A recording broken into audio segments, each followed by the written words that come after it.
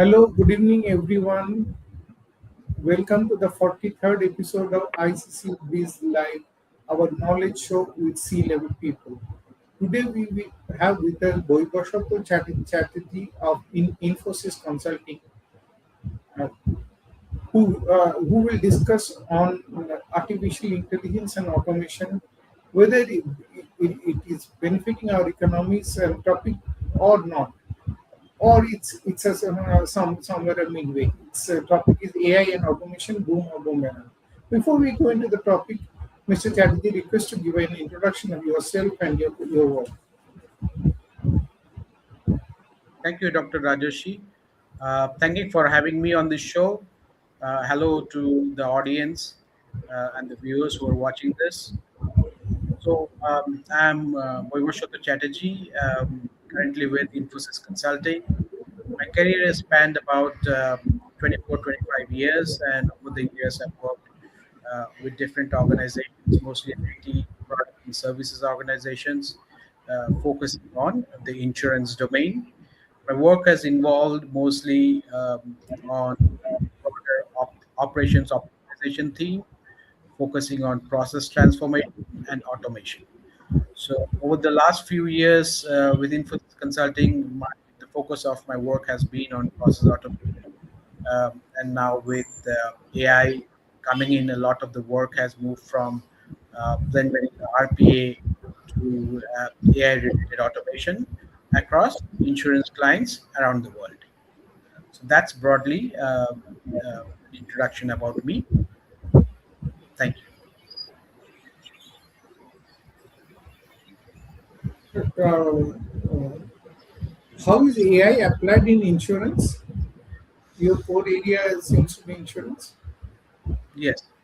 So I think the results have been. I think these are initial stages still. So there are a lot of pilots happening on different parts of the processes. Um, on insurance, I think the reviews have been somewhat mixed. Um while insurance AI has been used in insurance in transforming the some of the processes where there is no need for higher level judgment or expert judgment and analytical skills. But on certain aspects, I think insurance continues to be a high judgment industry where the quality of customers and the quality of work is more important than just plain vanilla uh, productivity gains. So there have been some positives, and there have been some areas where I think there is room for cautious optimism. The results in that sense have been mixed, but the potential is huge. There's a lot of room for growth, a lot of areas where AI can transform and significantly improve productivity.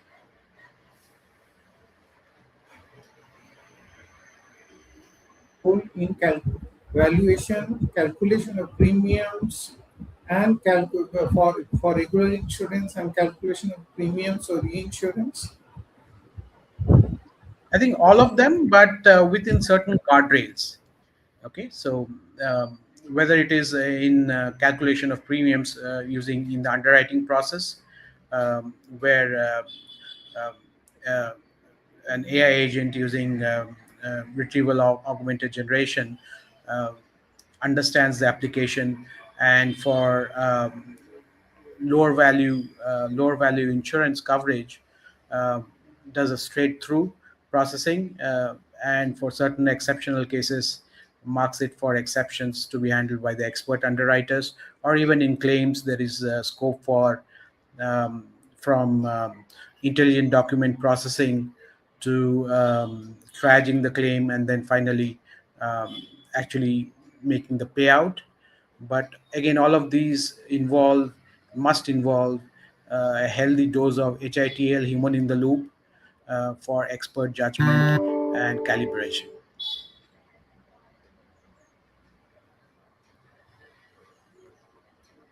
And now, while we were initially reading literature that AI is is the third or fourth industrial revolution. AI would cut down on people.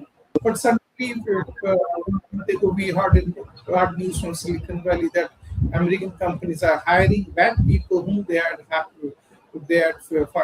thought AI would replace because if and also we read from others that AI produces homogeneous products. Only humans can introduce the judgment factor, the variability factor. So, what are your comments on this? I think a lot of the retrenchment and the firing that you're seeing, I think it's unfair to attribute all of that to AI alone. I think it is a cumulative number of factors that are resulting in this. It is operational model redesign, strategic rethinking, and the likes. So I think to attribute it just to AI would be a little inaccurate. So yes, there have been people who have been let go of in several organizations, but I think organizations, I think going forward, it's not just going to be about AI or humans, and it's not just going to be about the cost of AI. I think the future lies in more disciplined AI implementation, not just AI for the sake of it. So I do see potential for AI, but I personally do not believe that we're going to see the kind of job losses um, that a lot of people are talking about. I think there will be redesign of roles, there will be redesign of profiles, uh, but there will also be opportunities for those who are willing to adopt the new technology on the block and uh, probably retrain, unlearn, and relearn.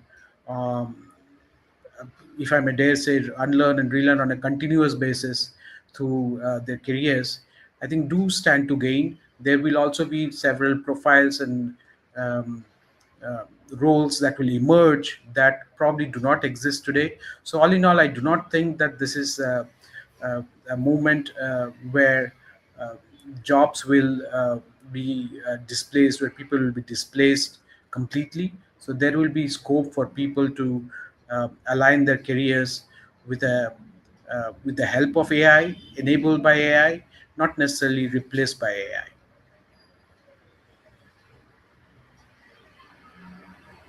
So you mean to say it is not it is unfair to blame on AI alone. There are Yes. other reasons.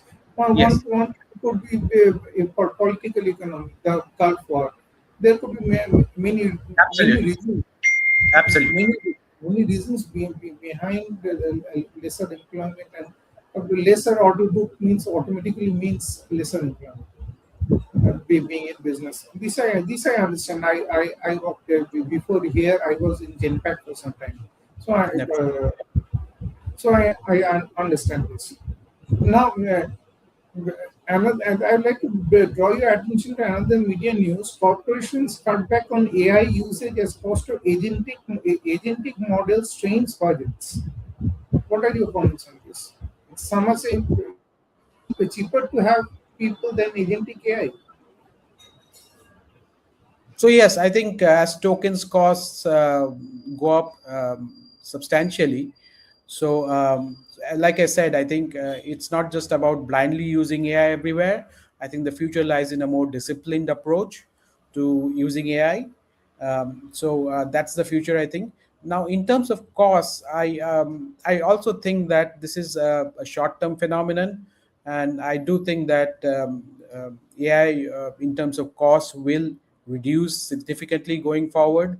For instance, a lot of the GPUs are currently that are being used uh, might move towards, or many organizations might move towards ASICs or application specific chips, which would significantly lower costs. So yes, currently the costs are high. Now in the foreseeable future, I do foresee a significant drop in the costs of AI. And in addition, I also think that the usage of AI should be more disciplined rather than using it across the board in all functions everywhere. So that I think is a more nuanced view of the whole situation.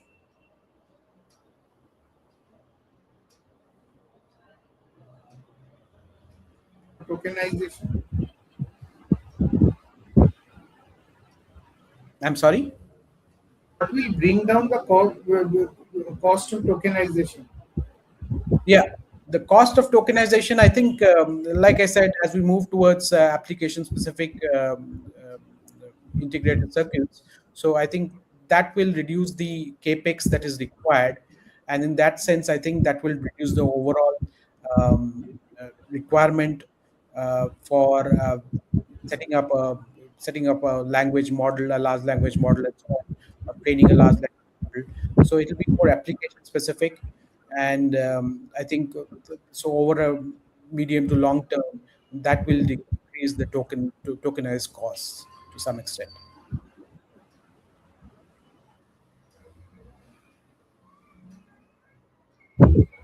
The challenge with the initial statement that still many of the projects are still in pilot stage. Yes. And now,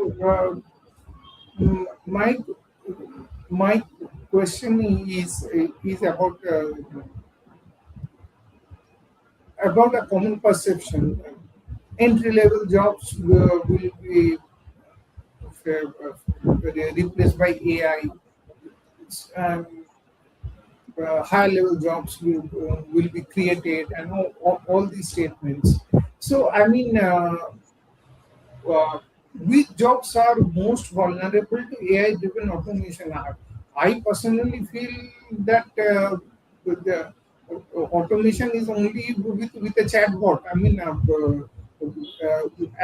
chatbot can really solve a problem usually, and I have to talk to the chat with the customer service official. I mean, which jobs are more vulnerable to AI-driven automation, and which opportunities are going to emerge. This is a common perception which I would like you to throw some light on. Right. So I think anything that's rule based and digital, and this could include regular data entry roles, or even programming roles, or even I would say junior level analyst roles. I think they will be affected. They will be impacted. Um, but yeah, so I think newer opportunities will also be created. Now I recently read something that intrigued me, which was how IKEA, the Swedish giant, the Swedish furniture giant, went about its AI program. They found, I think, about 9,000 people who were not required because AI had taken over their customer service roles. And instead of letting go of these 9,000 people, they trained these 9,000 customer service representatives on modeling, interior modeling of houses. So they deployed all of these people, thousands of people, to take up remodeling of interior remodeling of houses, and I think they have generated, what I last heard was about more than $1 billion of additional revenues, expected to go up to $3 billion in the next few years. So that's just an example of the possibilities that could open up.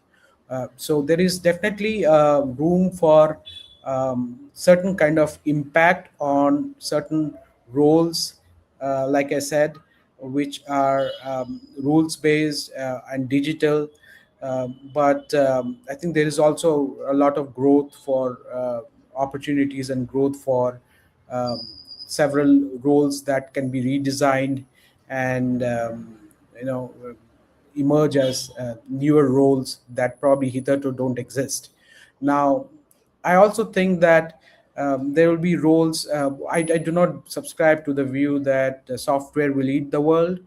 I think we don't live in a world of bits and bytes. We live in a world of atoms, and there is going to be still a lot of opportunities available for people who deal with the physical world going forward. So these are some of the opportunities that are going to be available apart from the newer roles that will be created by AI.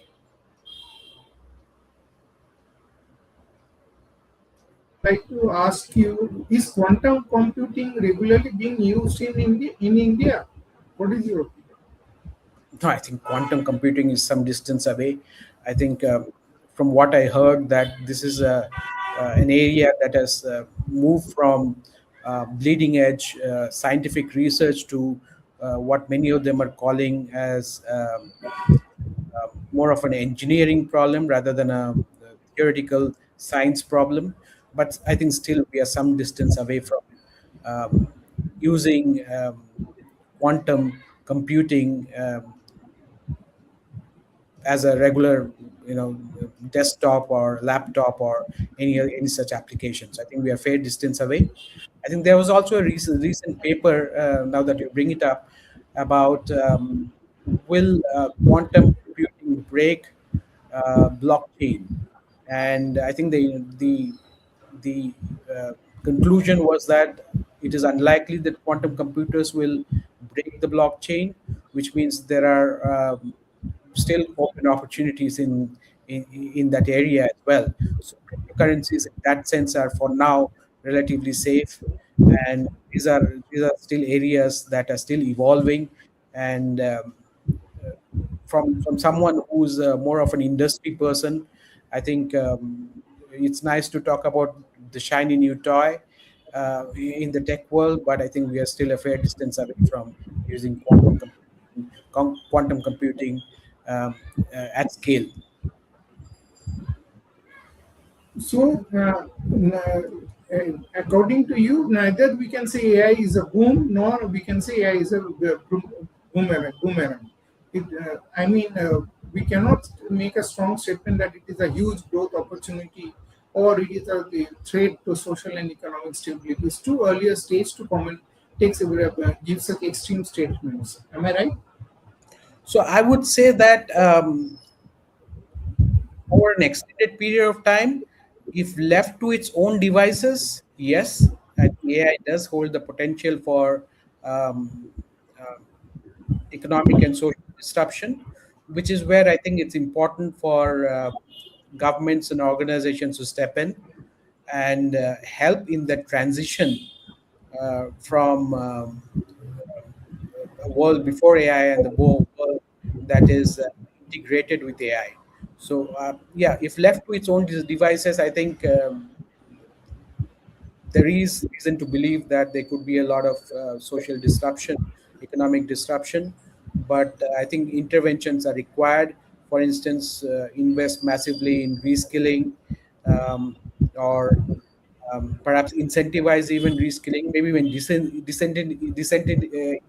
the status quo.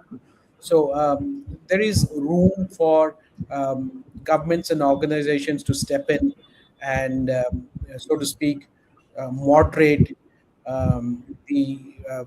the downside risks of AI.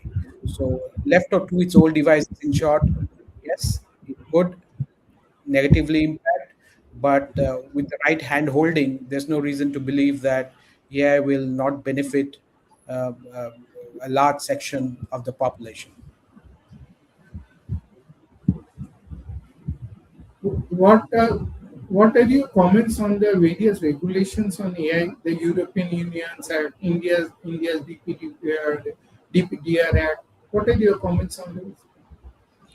So, personally, I'm of the belief that any new technology, any new innovation, should be, at least for the initial years, dealt with light-handed regulation. There shouldn't be deep regulation. There shouldn't be too intrusive a regulation that stymies um, innovation.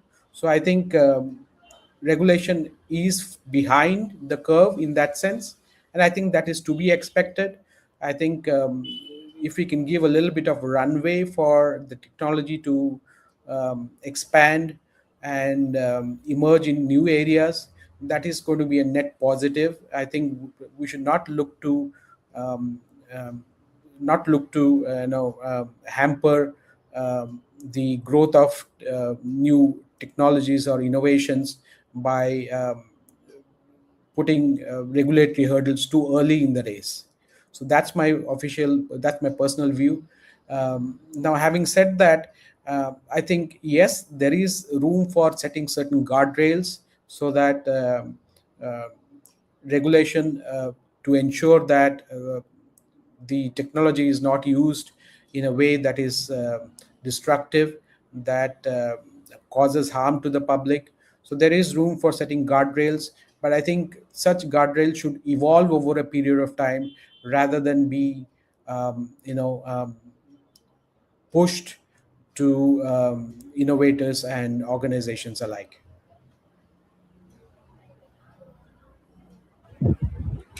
Are you aware of the International AI Safety Report by Yoshua Bengio? He has warned that frontier models are beginning to show deception, hacking, self-preservation, and misalignment. What are your comments on this? Yes, um, I think this goes similar to what I just said about interventions. So yes, I think there is a tendency for AI to perhaps, um, I think the reason behind that, first of all, is because it is trained on AI, on human data, and over a period of time, there's only so much of information available, and sometimes it scrapes the same data over the internet time and again. Sometimes not so positive kind of information, so that leads to some kind of negative bias or non-inclusive behavior. So I think there is room to there are possibilities to manage that. If you're talking about the training at the training stage, then the kind of diversity of developers, the kind of diversity of the scientists, to make sure that it is representative of different opinions and views, is something that I think can be considered in managing this kind of negative self deception that you're talking about. So yes, it is a possibility, but also it is something that can be managed.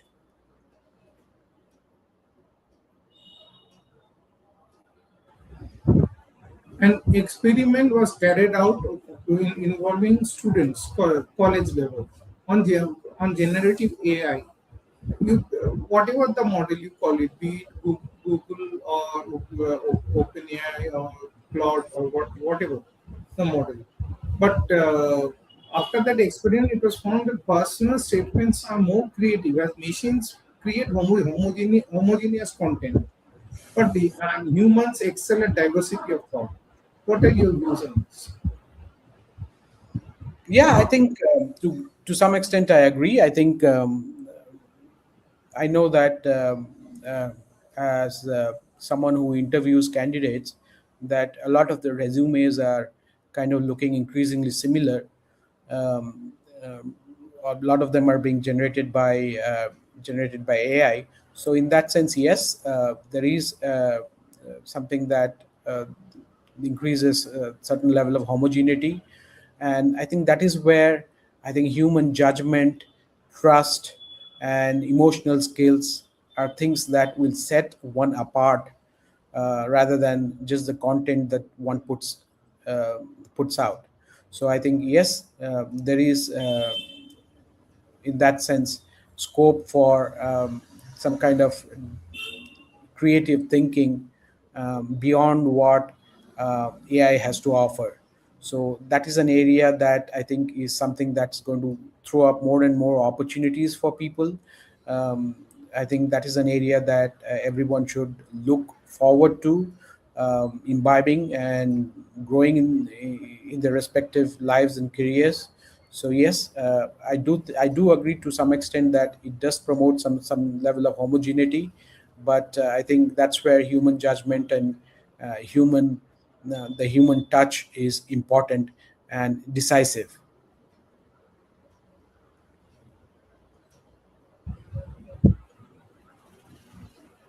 Uh, Now, regarding training, you did talk about retraining and redeployment.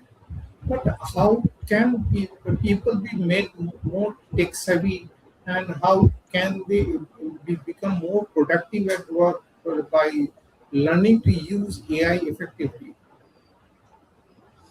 The how, yes, I think The training, personally, I would like, basically, you can take it as a more of a simple question. What sort of training needs to be given to people on technology? right. So I think over the last few years, my personal experience is that AI is not a spectator sport. Um, so as much as we like to pursue different certifications and education courses, nothing replaces hands-on approach. So I would encourage anyone who is interested in learning more about AI, which I think is an imperative for everyone. I think it's important to get hands on, and while you want to invest in learning good content, good training materials, but nothing replaces actually doing the work, actually building your own applications, your own products, and getting acquainted with it, with the technology, hands on. So I think that's the best way to train oneself. I think on a societal scale, if I may take it at a higher level from an individual perspective, I think there is room for both organizations and governments to invest aggressively. One of the things that I also find interesting is that um, learning the way we have had so far, where the first 20, 25, 30 years of one's life is spent in learning, and then the rest of the life is in pretty much implementing whatever we have learned. That kind of world is looking more and more shaky. That kind of career is looking more and more shaky. I think the future is more about learning, unlearning, and relearning, perhaps for the entire duration of one's career, maybe even after one's career. So I think that's something that I find interesting, that it's not enough to do a one-time course and say, yes, I'm ready for the AI world. I think there is the best way to think about it is continuous training and continuous learning.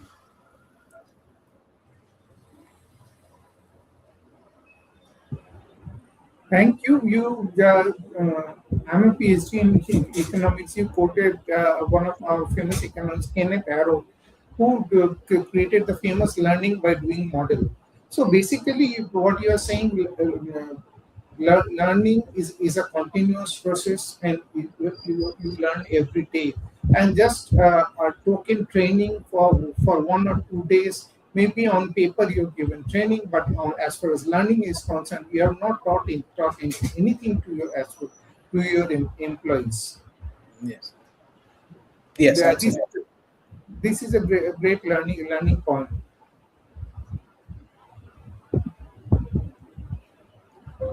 But in this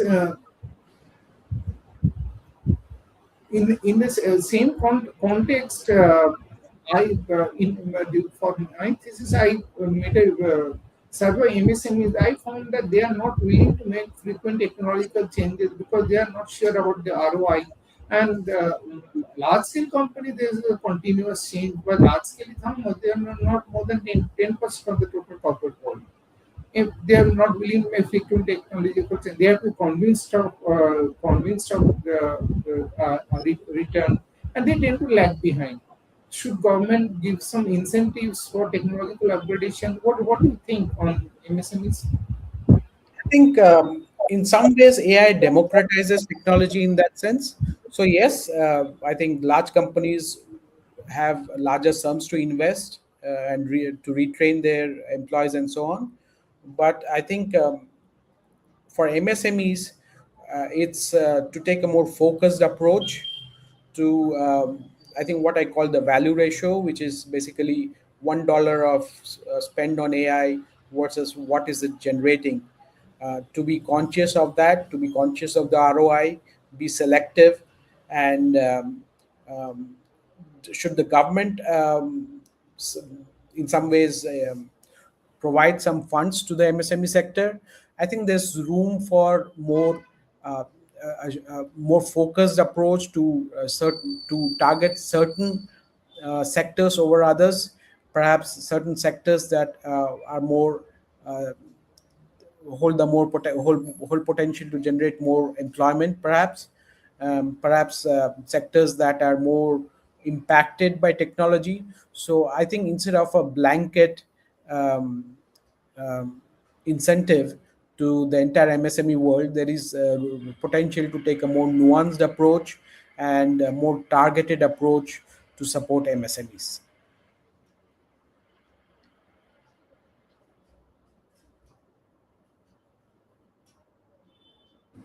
Any specific sector you would like to mention as having benefited more from AI, like say BFSI,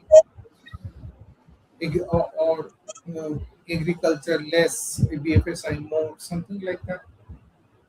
Yeah, I think BFSI is definitely something, an area that can benefit. I think these are, like I said at the early part of the discussions, these are still relatively early days. So I think the benefits are yet to accrue across organizations, across sectors.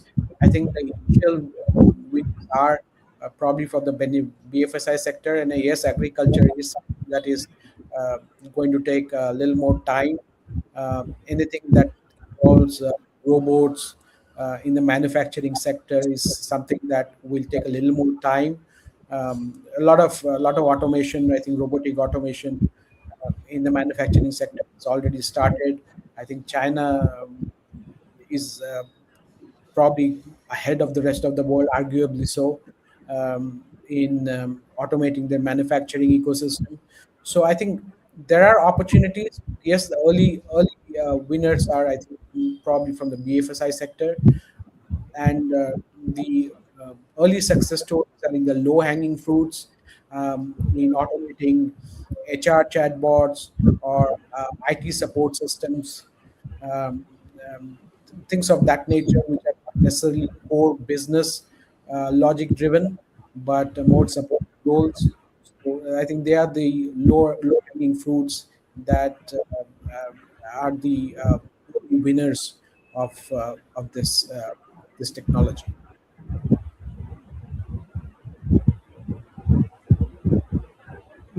My next question is, being a senior person, if you were in government, you would have had to balance automation or technological upgradation along with employment, along with social security.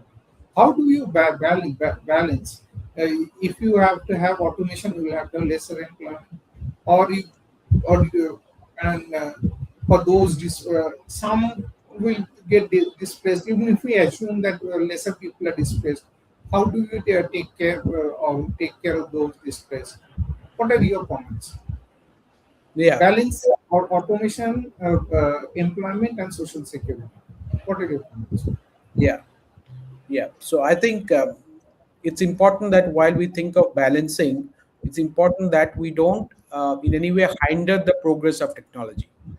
I think I would not want in any way automation to be a target of government um, bans or prohibitions. That's not the way forward. I think we should encourage technology. We should encourage more automation. I think the key is transitioning the workforce from what it is today to a more AI-enabled, AI literate workforce, and provide safety net. I think it's important the government transitions, and it's important the government provides safety net for those who are left behind, incentivizes learning, relearning, and perhaps, like I said earlier, disincentivizes the status quo.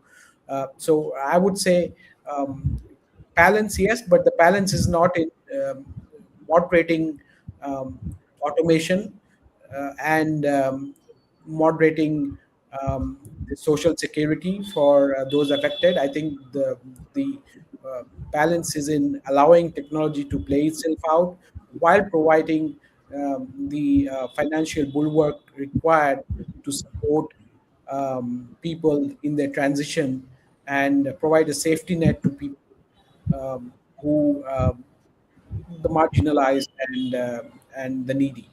That would, I think, be a better approach rather than um, doing neither.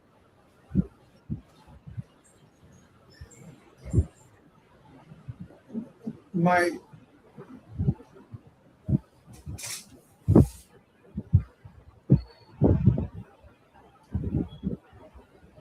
Oh, already three questions have come, sir. Before I ask more, have a look at the box. Three questions have come. Yeah.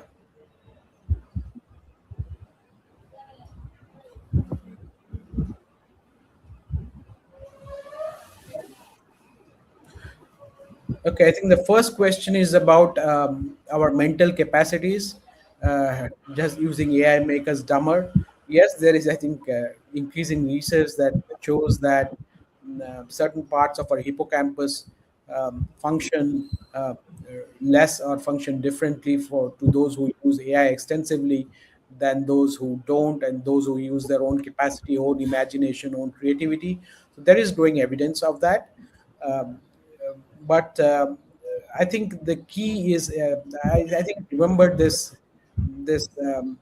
post somewhere where somebody said, I don't want AI to do my writing and creative thinking so that I can do the dishes and the laundry. I want AI to do my laundry and dishes so that I can do the creative thinking and writing. So I think that is something that we want all of us in our lives to pursue, where we do the critical thinking, we do the judgment work required, the expertise required, the subject matter expertise required, and let AI do the repetitive tasks. So that is something I think is probably a better option. Coming to the second question, yeah, I think this is related. The second question is related to us probably AI probably reducing our mental capacity. Yes, like I said, that's something there is increasing research for. Um, I think the three questions that I see are somewhat similar. So in that line of reasoning, is there any other question that I'm not able to see, Dr. Rajoshi? Let me ask you another question Yeah. on domestic AI versus foreign AI. We are known to use foreign LLMs, foreign data, and rarely have we developed domestic AI models, LLMs, and using domestic language, domestic data. Why so? Why are we import dependent? I mean, what prevents us? I mean, it is only Indians and Chinese who are migrating to Silicon Valley. We are developing our models overseas, and then we are using them. I mean, if you look at WhatsApp head, Google head, all are Indians. But models are also probably developed by Indians. But why can't we develop them in India? Or are we developing but not getting enough publicity? Yeah, I think that's a question that's not something new. That's something that I think we have faced for decades now.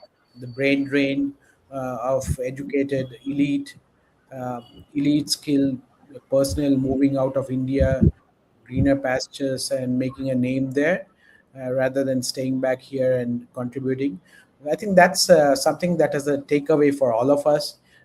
Is that are we in our own capacities, in our own organizations, building that kind of ecosystem that promotes creative thinking, that promotes application of our ideas, that tolerates failures, if I may say so, even celebrates failures, and encourages people to take risks.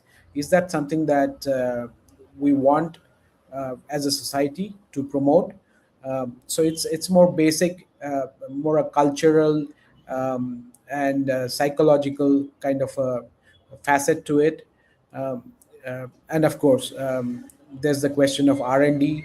I think in the past, I think whether it was the internet or many other uh, many of the new technologies that we have today um, are a result of direct government funding, government research, and then picked up later on by the private sector. So is that a path we want to take? Do we want the government to invest in R&D? Remember that our resources are finite. There are alternative um, alternative areas that are looking for funding, that are looking for resources. So do we want to really encourage R&D? uh, is that the right trade-off? Is that what we want to do? I think those are questions that I think as a society we must take forward. And is that an ecosystem uh, that we want to build accordingly, that promotes risk taking, that promotes failures, that promotes people to experiment, and that promotes people to um, um, invest their time and effort, and probably have some kind of a backstop from the government. And in fact, I've lived in Sweden for about a year or so in the past, and Sweden is one of the countries where the innovation per capita is the highest in the world. And the reason is that every Swede knows that no matter what happens, they have a fallback option um, in terms of the social security. So that gives every Swede the ability to take risks, and to try entrepreneurship, to try and experiment on different products and services, fully knowing that they have the backing of the government and the state. So that's another approach that we can take. There are different approaches. I think it's a matter of thinking through and taking the right approach. What will not work is status quo and inertia. I think there is room for there is a reason for everybody to be a little more impatient, to be a little more biased towards action rather than just debate and contemplate.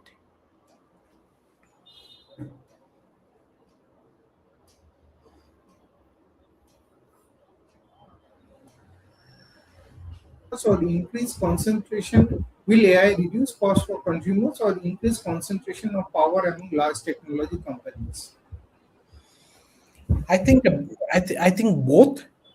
I think again, if left to its own devices, probably both. It will, yes, over a period of time, reduce lower costs for consumers. But will it concentrate power in a few corporations, a few entrepreneurs? Yes, probably that too. If left to its own devices, there is a lot of debate happening in today's world about how do we manage, how do we ensure that the fruits of AI are distributed across the general population. I know that there was recently a bill proposed in the U.S. Senate, which said that um, which proposed that we should that the U.S. government should tax AI related organizations one-time 50% tax to create a sovereign fund that invests in AI companies, and which is held by the American public. So that's one of the options. Is that the right option? I'm not so sure that is, but there are other options available. The Netherlands, for instance, has their pension fund that invests in AI companies. There are other pension funds, other sovereign wealth funds that invest in AI companies, uh, whose um, uh, whose gains and capital gains and um, other benefits accrue to the general population in retirement benefits and social security and so on. That's probably a better step forward. Um, um, um, and to ensure that the shareholding is not held um, in a concentrated fashion, but distributed among a larger group of people, the larger population, so that the benefits accrue to people across the board. So that, I think, is a better approach rather than letting the status quo prevail and leaving AI and the growth of AI to its own devices without any intervention.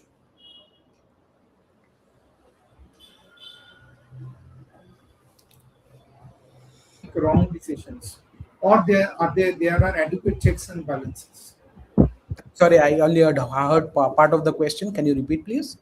Who should be accountable when AI systems make wrong decisions, or wrong decisions are not possible because there are adequate checks and balances? I think accountability ultimately rests with the humans and the organizations. There are no two thoughts about that. Uh, I think if an insurance company goes to the court of law and says my organization paid the claim incorrectly for the wrong sum because my AI agents decided the case, and they are the ones responsible. That's not going to rub in the court of law. So ultimately, it's going to be the humans who are accountable for the actions, humans in the organizations who are accountable for the actions. And which is why I think it's very important that there is leadership buy into AI decisions, that there are adequate guardrails set to make sure that there is HITL, human in the loop. And I'm not sure that alone is enough. There are sufficient guardrails set to ensure that there are certain um, audits available uh, to ensure that uh, any mistakes made by the agents or any AI are are reviewed before they are finally sent for the final go ahead.